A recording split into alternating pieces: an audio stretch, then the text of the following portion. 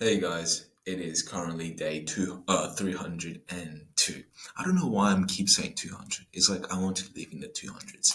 But the time is currently 5:24 and about to head to the gym today and hit an amazing leg session.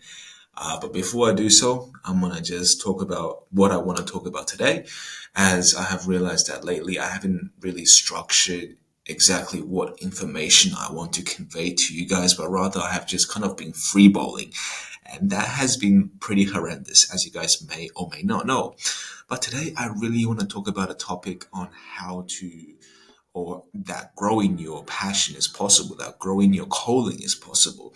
Because lately I have been reading this book, right, called Grit. And one key takeaways that I had learned is that your calling can be developed in no matter what you do. And that is exactly what I want to talk about because I found that topic to be fascinating. So that being said, today I also have a lot of things to tick off, and I'll be very glad if I can tick it off. And I do believe the thing that will help me complete my goals and task is to follow my routine.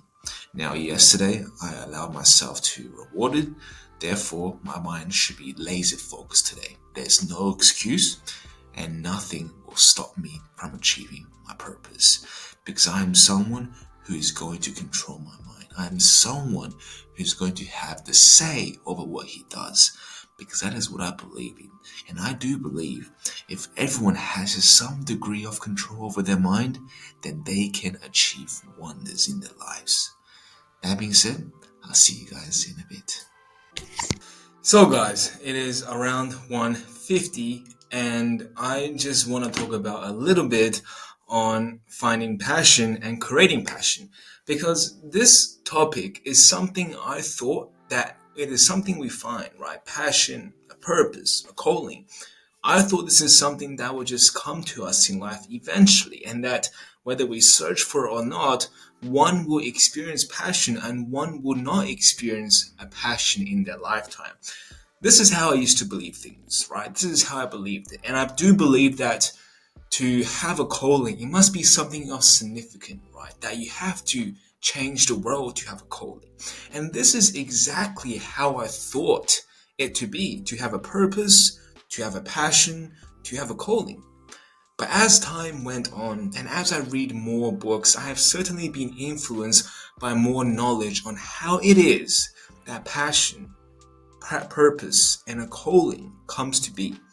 And as I've grown, as I experience practicing to achieve passion and hopefully purpose and a calling, I have understood that yes, if we try something and we stay consistent and disciplined at something, then eventually that will become automatic and that may form into a passion once we get good at it. But lately, as I have been reading this book called Grit by Amy Ducksworth, whatever her name is, and in the book there are a lot of key takeaways, right? How to build grit, why successful people make it successful, right? And there's definitely a lot of things that I do recommend that can help you guys out to build grit, discipline, and consistency. But one thing particularly that I took away from the book, and it really has helped me understand more about passion, purpose, and calling, is that in the book, Amy stated that finding a passion, purpose, and a calling can be from any profession or occupation of your choosing. And the difference really from one person to find a calling in their occupation versus another person who resents their job or occupation is simply how they see their job or occupation as. Although these are not entirely her words, it is a quite summary of what I briefly think it is representing. Now, in the book, he also has an analogy saying that there's three bricklayers. One bricklayer attends to work laying bricks. He thinks that his job is a job. Another bricklayer goes to his work occupation to build a church. And this person thinks that his occupation is a career. And the other bricklayer sees his career as building the house or church. And that to him is a calling. So In essence, what does this mean is sure, they may all be laying bricks for something, perhaps just to lay bricks, perhaps building a church, or perhaps building the house of God. Now, what this has a deeper meaning is that one bricklayer chooses to view their occupation, their work, the thing they have to do every single day as something different compared to the other two. Now, one has a sense of fulfillment from his occupation, where the other just goes there to lay bricks, to just get by, to just survive. Now, what this means to me is that having a calling, having a purpose in life doesn't have to be world changing. It doesn't have to be, you don't have to be the next Bill Gates, you don't have to be the next Elon Musk, you don't have to be the next person who changes the world, who reinvents something that creates something that everyone can benefit from. That's not true. Now, before I thought that was the case, before I thought having a purpose, having a calling means you have to influence the masses at the magnitude scale. But it turns out, after reading this book, that's not true. And this is perhaps why, like, I have seen so many people at my work recently, and I have seen so many people every single day content working for someone. Now, this always boggled my mind. I never understood, how can somebody be content working at Mac's, or be content hanging up clothes at a retail store. It never really understood that concept, but now perhaps I have a bit of more understanding to why that person enjoys their work. Perhaps your garbage man wakes up every single morning before dawn to put garbage in the truck. To you, that may feel like a dirty or meaningless job, but to him, he may at first feel the same. He may at first done that job because it pays good. He may at first viewed his job as a garbage collector simply to collect garbage. But eventually, perhaps, he understood that I am going to be here eventually. Or either that, he found purpose in his job by seeing his occupation differently. Perhaps instead of every day going to the job he somewhat discontents, he now sees that he is doing this for a greater good. Instead of putting garbage in a truck, he now sees that he is waking up every single morning to keep the world clean, to keep the ecosystem clean, to keep the environment away from bacteria and trash. And to him, that is his contribution to the greater cause. And to him, that is his contribution to the world. So, what I have noticed after reading this book, and the main key takeaway from Grit thus far, and bear in mind I have not finished the book, but this perhaps is a really eye-opener for me, is that our passion, our purpose, and our calling doesn't have to be significant. It can be simply as what you are doing right now. And yes, our passion and calling is something we have to find. I am not saying, and I still do believe, that what you choose to do now doesn't have to be a passion. What you choose to do now doesn't have to be a calling. Because I'm still convinced that it is rare for someone to just hit a home run the first time. We have to go explore, experience new opportunities, and build on our identity. We don't have to try and make a job we hate into our passion, because that becomes difficult. I would find it very difficult to try link some passion or calling if you're working at McDonald's just flipping burger. Now, don't get me wrong, you may have a sense of calling from doing that, but to me, personally, I just don't see how that could be the contribution to the world.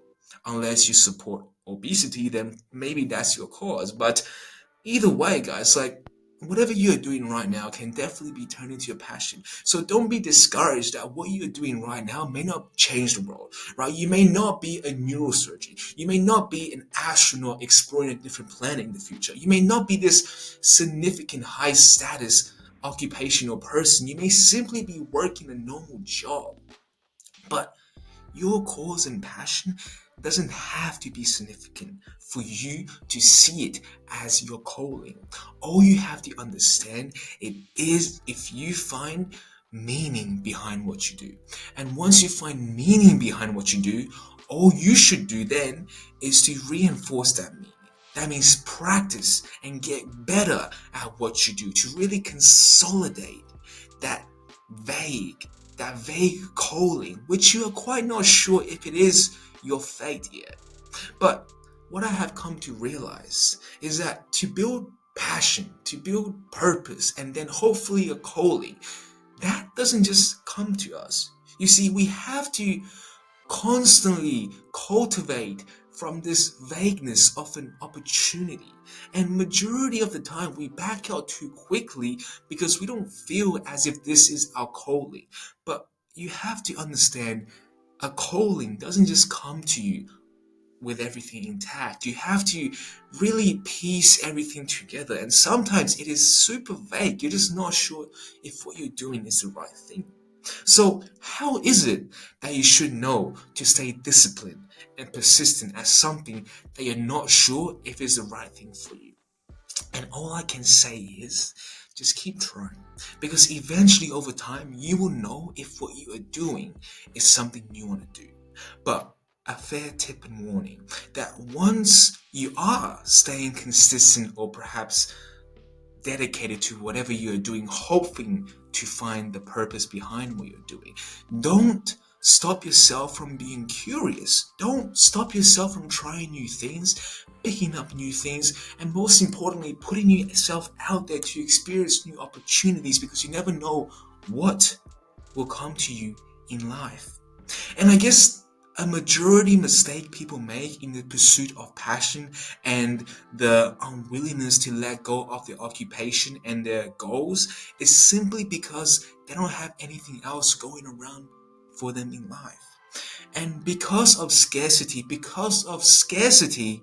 those people are afraid to stop doing what they have been doing for their entire lives. They are scared that if they quit their job, if they quit their occupation, they won't have any more money to support living.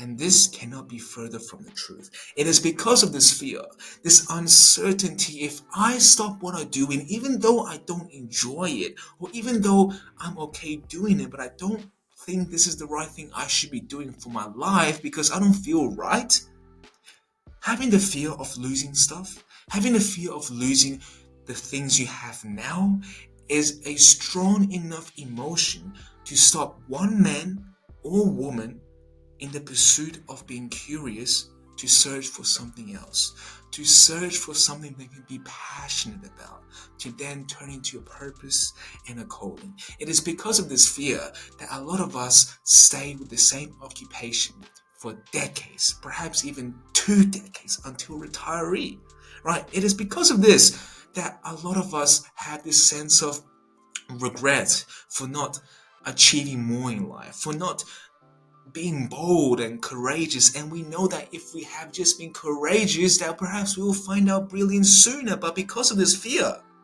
we stop searching. Because of this fear, we don't search at all. So I just want to warn you guys that you can definitely find purpose, passion, and a calling in whatever you do.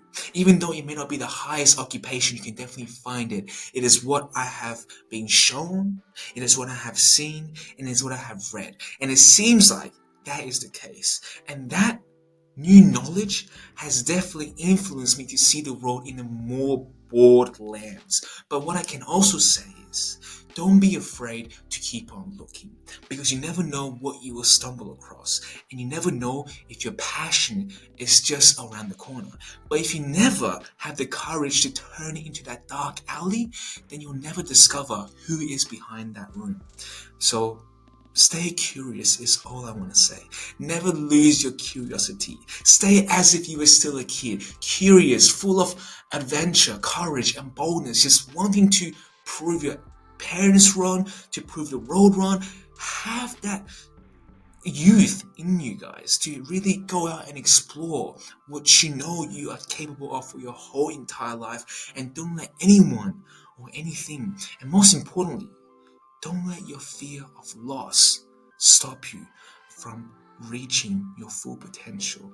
Because at the end of the day, our worst enemy is ourselves. So don't let ourselves, let our feelings control us.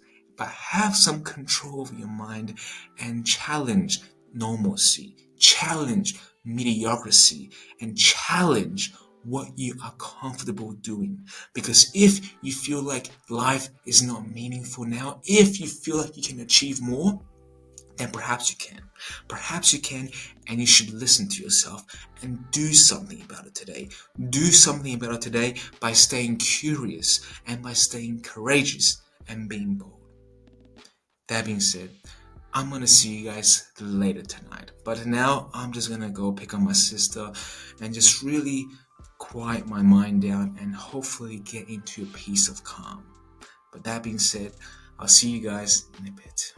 Hey guys, the time is currently 8:21 and I just want today to end already. Why is that? Because today, guys, I have just self-sabotaged. I have just gone ahead, went totally off routine, and just distracted myself for the whole day. That's right. Yesterday, I had allowed the floodgates to open once again, and I could say perhaps watching that movie to reward myself has opened the gateway to distraction. And sometimes moderation means nothing to some people. And that to me means nothing. And once you allow moderation to fool you to open up these possibilities to distract yourself, thinking it's okay if you go in moderation, then you may or may not control yourself. And the thing is, I know when it comes to watching movies or just doing anything that is going to divert my focus off the task, I seldom can really control myself when it comes to that distraction. And certainly today was no exception. As when I came back from the gym, guys, I sat here ready. I was ready to focus on the work, and then I just distracted myself. And then I just said, you know what? I don't want responsibilities today. And I just went ahead and just, watched a few movies. One turning into two, two turning into three, and then three turning into four. I know it is absolutely horrendous to say this now. However, here we are, 8:30, done absolutely nothing but just distract my mind from from improving in life. And certainly that is what today is. It's just that I haven't improved. I haven't yet moving forward than I was yesterday. Now, to you guys, that may or may not be a big deal. But to me, that is a tremendous big deal. And I know I'm saying this even though I am the one who made the choice to just give away my responsibilities to my mind and just kind of let my mind shut down for the day. And I am saying this simply because that it is what I've done, right? It is simply what I've done, and it is something I am not going to do again. And by doing so, I have reopened my app blocker on my laptop and blocked the sites I was using to watch movies. So that removes a way for me to distract myself pretty much. And yeah, I could say curiosity has definitely got the best out of me today. Definitely, I was curious to watch a few movies, and that obviously led to a few more, which sucked away all the time I did have left. Now, normally, I would have just came out of this distraction after I realized I have self-sabotage for like 4 hours. But today, I don't know, guys. I just decided to say, you know what? I'm here already. I failed today, so screw it, right? Tomorrow's a new day, so let me just keep failing. Now, this isn't the right mindset, but this is how I choose to play my day out today, which is totally, totally not the right way to go. But certainly, what is done, right? And I'm only saying this simply because it is the truth. It is the truth, and it is what I have done today. So I cannot say that today I have grown, and certainly that is not going to happen, right? I cannot grow by just watching movies. I cannot grow that way. And it definitely does feel like a waste of day. But what today has also shown me is that I don't want to be like this again, right? I don't want to be like this because I feel horrible being like this. And perhaps this is that my habits and routine has changed, and doing this, acting without purpose, is something I no longer enjoy, right? It's something I don't enjoy anymore. But the thing is, guys, no matter if you enjoy it or not, no matter if you enjoy being lazy or not, and I do believe all of us don't enjoy being lazy, but it is just easy to be lazy. And that's why we are lazy. Not because we like to be lazy, but it is easy, right? It is easy, and we have to constantly stay vigilant and be strong, focus on our priorities above pleasure. And certainly, if you let pleasure to slide back into your life, then you may end up like me today. You may end up like me today, who just squanders a day of full opportunities. Now, I just hope that if you guys have felt in this place like me today, don't be scared to pick yourself back up tomorrow. But if you don't, you're only going to waste more of your time. And I know that I cannot afford to waste more of my time, because I know that to reach my dreams and goals, I have to use all the free time I do have to really build that purpose and dream.